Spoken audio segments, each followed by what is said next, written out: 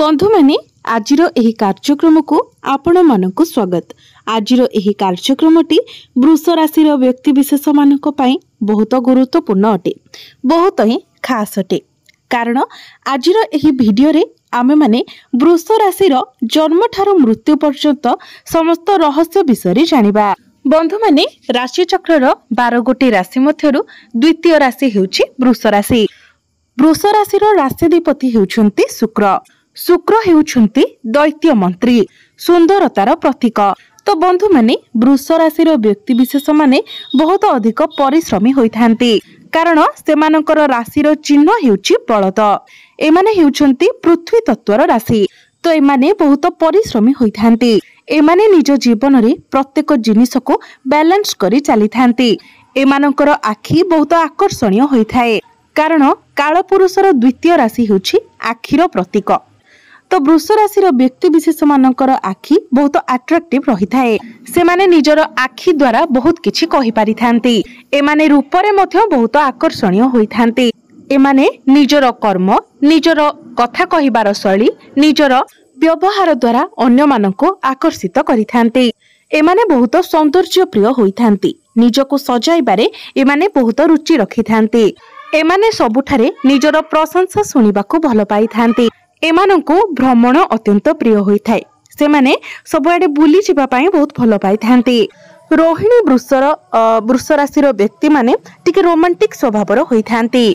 एमानंको मध्यरे धैर्य बहुत अधिक रहिथाए। मेष राशि, धनु राशि, सिंह राशि एमानंको मध्यरे धैर्य न थाए, किंतु वृष राशि व्यक्ति विशेष मानक मध्यरे बहुत अधिक धैर्य रहिथाए। से माने प्रथमे प्रत्येक कथा को भल भाबरे सुनिथांती, चिंता करिथांती, तापरे एमाने उत्तर देइथांती। सेमानंको परिष्कार परिच्छन्नता अत्यंत प्रिय होइथाए। आपणकर जदि वृष राशि होइथाए किंबा आपणक परिवार रे कोनोसी वृष राशि व्यक्ति थांती, तो आपण माने निश्चित भाबरे लक्ष्य करिथिबे से बहुत परिष्कार परिच्छन्न प्रिय होइथिबे। तांकर प्रत्येकटी जिनिस सब बेले क्लीन रहुथिबो। एमाने बहुत लग्जरियस मध्य होइथांती। जेमिति कि वृष राशि, तुला राशि एपरि किछि राशि अछंती जो माने बहुत लग्जरियस होइथांती एवं एही जिनिस को एमाने खूब शीघ्र प्राप्ति करिबा पाई मध्य चेष्टा करिथांती। शुक्र एमानकर राष्ट्राधिपति होइथिबा कारणरु एमाने प्रायतः निजर जन्म स्थान ठारू दूरे रहिथांती किंबा दूरे रही काम कार्य करिथांती। एमाने बहुत पॉजिटिव नेचर होइथांती। बंधु माने एमानकर ए सब स्वभाव तो बहुत भलो होइथाय, किंतु एमाने टिके संदेही प्रकृतिर मध्य होइथांती। लोक माने एमानकर बहुत अधिक फायदा मध्य उठाइथांती। एमाने खूब शीघ्र अन्य को विश्वास करि नैथांती एवं अन्यर कथा को मध्य विश्वास करि नैथांती, जो कारणरु सामना वाला एमानकर फायदा उठाइथांती एवं बहुत परे एमाने से विषय जानि पारिथांती, जेतेबेलकु तांको हातरे आउ किछि न थाए। 32 वर्ष पर्यंत से माने निज जीवन रे बहुत अधिक परिश्रम करिथांती एवं 32 वर्ष परे सेमानकर जीवन रे आर्थिक उन्नति देखिबाको मिलिथाए। सेमानकर आर्थिक स्थिति सुदृढ़ होइथाए। सब लग्जरियस जिनिस सेमाननको प्राप्ति होइथाए, कारण 32 वर्ष रे शुक्रंकर अंतराल आरंभ होइथाए। तो सेतेबेले ही सेमाननको एहार शुभ परिणाम प्राप्ति होइथाए। एमानଙ୍କର आउ गोटे बहुत भलो गुण हेउची सेमानଙ୍କର कार्य क्षेत्र रे हेउ किबा व्यापार वाणिज्य क्षेत्र रे हेउ लोक माने एमानଙ୍କ ठारू बहुत किछि सिखिबाको पाइथांते एवं एमानଙ୍କ ठारू प्रेरणा मध्य पाइथांते, कारण एमाने निजर काम को बहुत सीरियसली करिथांती, सचोटतार सहित करिथांती, बहुत भलो भाबरे इंटेलिजेंट सहित करिथांती। वृष राशि व्यक्ति विशेष माने बहुत जिद्दी स्वभावर होइथांती। जदि कोनोसी कथा सेमानकर मुंडरे थरे सेट होई जाय तो सेही कथा को सेमाने पूर्ण करिथांती ही करिथांती। सेमानक मध्यरे धैर्य जेतिकी मात्रा रे थाए, जीत मध्य सेतिकी मात्रा रे रही थाए। थरे जदि सेमाने निजर जीत को चली आसंती तो सेते बेले सेमाने काहार भी कथा सुनी न थांती। एमाननको प्रायतः गला संबंधित, आखि संबंधित समस्या देखा देई थाए।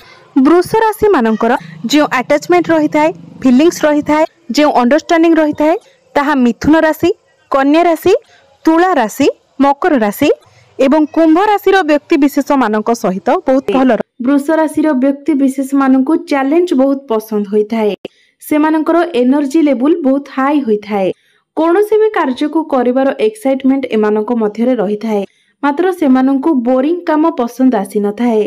ସବୁଠାରୁ ବଡ଼ କଥା ହେଉଛି ବୃଷ ରାଶିର ବ୍ୟକ୍ତି ବିଶେଷ ମାନେ ଯଦି ନିଜର ଏନର୍ଜିକୁ ସଠିକ୍ ଜାଗାରେ ଲଗାନ୍ତି ତ ଦୁନିଆରେ ବଡ଼ ହେବାଠାରୁ ଶ୍ରେଷ୍ଠ ହେବାଠାରୁ ଆପଣଙ୍କୁ କେହି ବି ଅଟକାଇ ପାରିବେ ନାହିଁ। ଏବଂ ଆପଣ ଯଦି ଷଣ୍ଢର ଚିହ୍ନକୁ ନେବେ ତ ଆପଣମାନେ ଜାଣନ୍ତି ଷଣ୍ଢ ସ୍ୱଭାବରେ ବହୁତ ରାଗି ହୋଇଥାଏ, ବହୁତ କ୍ରୋଧୀ ହୋଇଥାଏ। ତ ଏହାର କ୍ୱାଲିଟି ମଧ୍ୟ ଆପଣ ବୃଷ ରାଶିର ବ୍ୟକ୍ତି ବିଶେଷମାନଙ୍କ ପାଖରେ ଦେଖିପାରିବେ। ସେମାନେ ବହୁତ କ୍ରୋଧୀ ସ୍ୱଭାବର ହୋଇଥାନ୍ତି ଏବଂ ତାଙ୍କ କ୍ରୋଧ ପଛରେ କାରଣ କ'ଣ ତାହା ସେମାନେ ନିଜେ ବି ଜାଣିନଥାନ୍ତି। ଆପଣମାନେ ସ୍ପେନ୍, ପର୍ତ୍ତୁଗାଲ, ଫ୍ରାନ୍ସ ଏଭଳି କିଛି ଦେଶରେ ଷଣ୍ଢ ଲଢ଼େଇ ବିଶେଷ ଭାବରେ ଦେଖିବାକୁ ପାଇଥିବେ।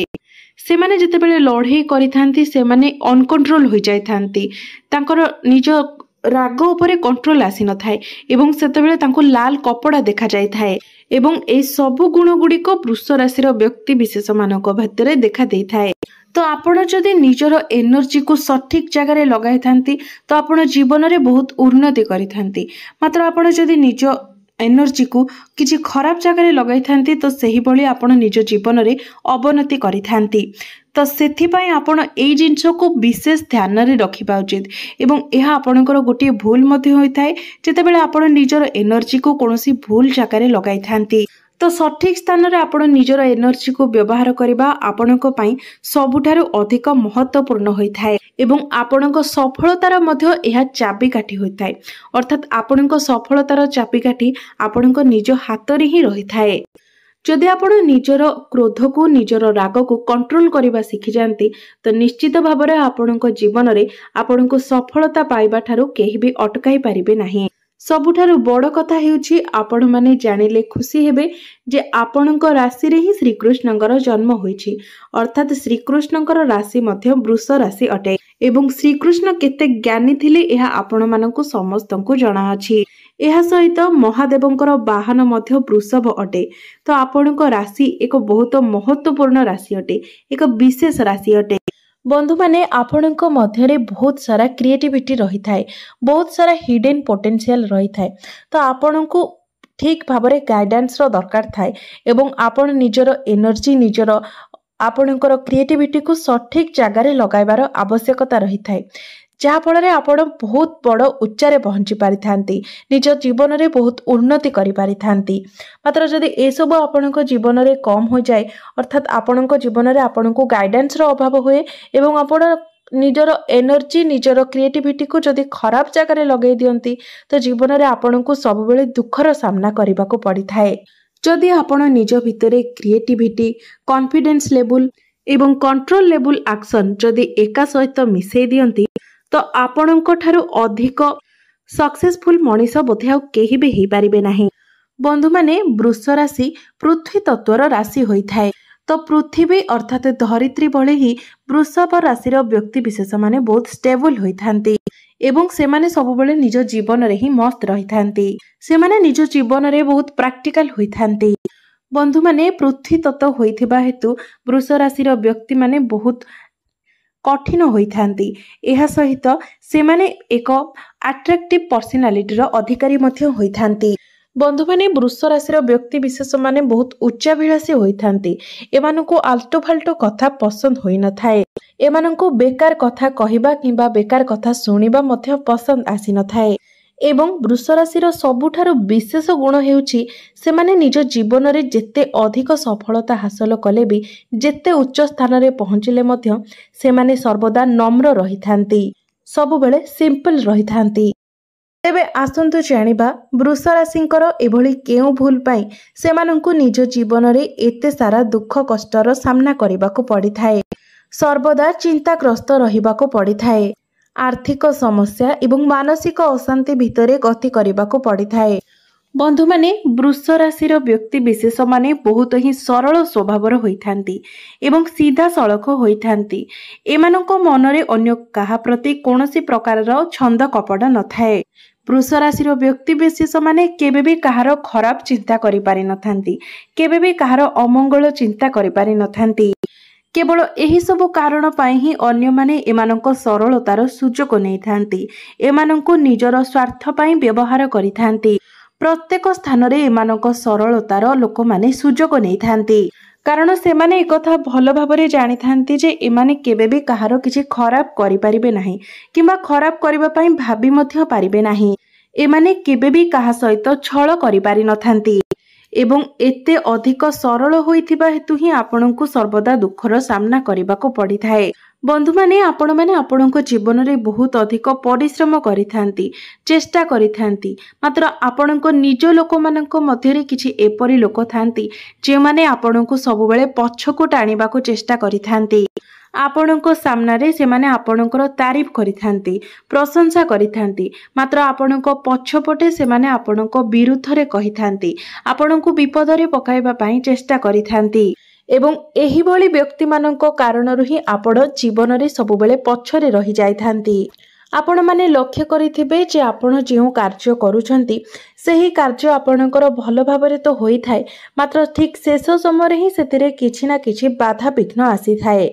आपण केबे भी एही कथा उपरे गभीर चिंता करिसेंती कि तेबे बंधु माने आपणक सहित केवल एथिपाई ही एही घटना होई थाए, कारण आपण जे माननकु अधिक निजर बोली भाबुछंती, बहुत अधिक विश्वास करूछंती, सेही व्यक्ति माननक मध्यरु ही आपणकर शत्रु लुचि रही थांती। सेही माननक कारणरु ही आपणकु सर्वदा बाधा विघ्नर सम्मुखीन हेबाकु पड़ी थाए।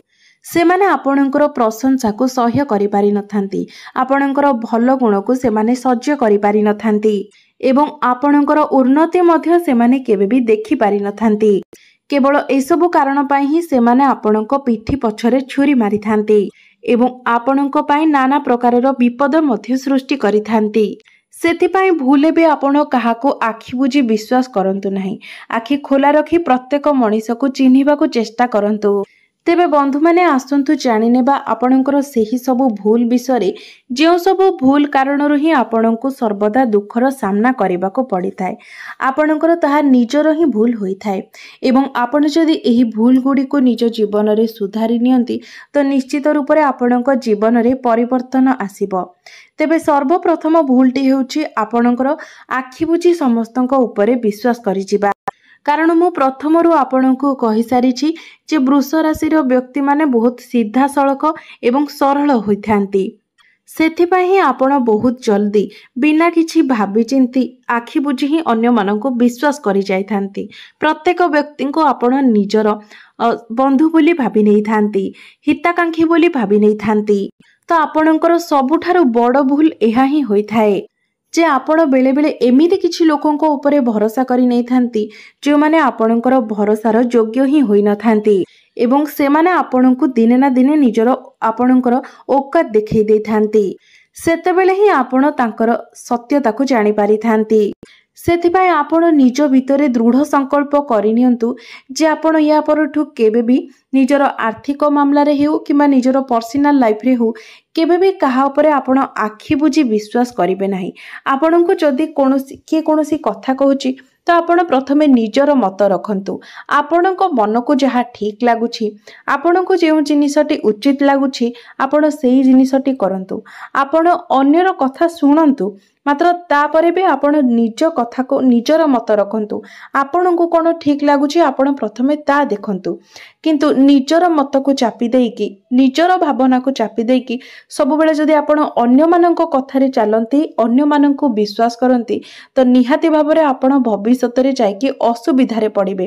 कारण आपण माने जानंती ए दुनिया दिन को दिन स्वार्थपर हो जाउची, तो समस्ते आपण को सेमानकर स्वार्थ पूरण पाई ही व्यवहार करिवे एवं सेमाने आपण को एपरि किछि उपदेश देबे जहा द्वारा सेमानकर स्वार्थ हासिल होई पारिबो ना कि आपणकर। सेथिबाई आपणको पाई कोन ठीक हेबो से कथाटी को प्रथमे देखंतु। जदि तांको कथा आपणको ठीक ठाक लागुची तेबे आपण से कथा को ग्रहण करि पारंती, मात्र सबु बेले प्रत्येक जगारे प्रत्येक व्यक्तिंकर कथा को ग्रहण करिबा उचित होई न थाए। आपण आपणको निजर गुरुजन माननकु ठारू परामर्श नै पारिबे।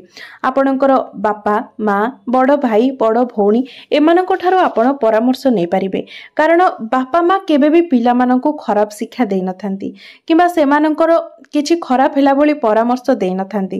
ତ ଆପଣ ଯଦି କେବେ କୌଣସି କନଫ୍ୟୁଜନରେ ପଡ଼ୁଛନ୍ତି କିମ୍ବା କୌଣସି ବି କାର୍ଯ୍ୟ କରୁଛନ୍ତି ଯାହା ପୂର୍ବରୁ ଆପଣଙ୍କୁ କାହାର ପରାମର୍ଶ ଦରକାର ପଡ଼ୁଛି, ତ ଆପଣ ନିଜର ବାପା ମାଙ୍କ ଠାରୁ ପରାମର୍ଶ ନିଅନ୍ତୁ। ତାହା ହିଁ ଆପଣଙ୍କ ପାଇଁ ସର୍ବଶ୍ରେଷ୍ଠ ରହିବ।